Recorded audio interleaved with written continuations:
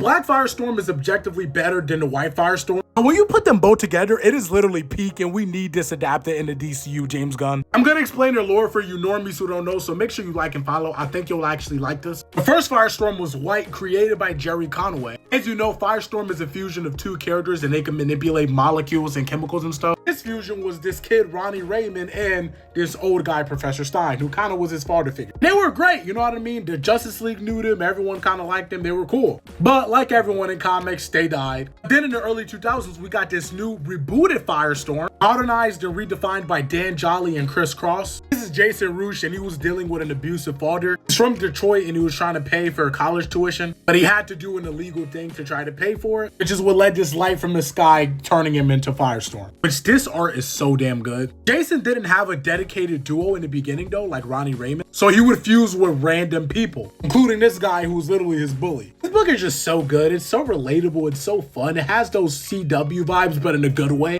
And I love seeing beautiful black queens in comics. Jason would later get a girlfriend, Jen, who's not black, but she will become his dual partner as Firestorm. And at this point, Jason is established as DC's Firestorm. Until Blackest Night happens, all of the Black Greens go, and Ronnie Raymond and Professor Stein come back from the dead as Darkstorm. And possessed by the Black Lantern, they end up killing Jason's girlfriend. Absolutely traumatic. But at the end of Blackest Night, all of the problems are kind of solved, and a bunch of characters came back from the dead, including the original Firestorm that we talked about. And this is what leads us to Brightest Day. Jason is grieving the death of his girlfriend, obviously. Ronnie Raymond is back from the dead. Even though Ronnie was possessed by the Black Lantern, Jason holds him accountable for his girlfriend's death. This is an entire conflict between them. But together they get fused as Firestorm, and they have to work out their differences. You see, Professor Stein is kind of like the mediator between the two. It's actually so well written. There you go. I broke down the entire lore for you guys. In terms of who I would cast as the characters in live action, I would cast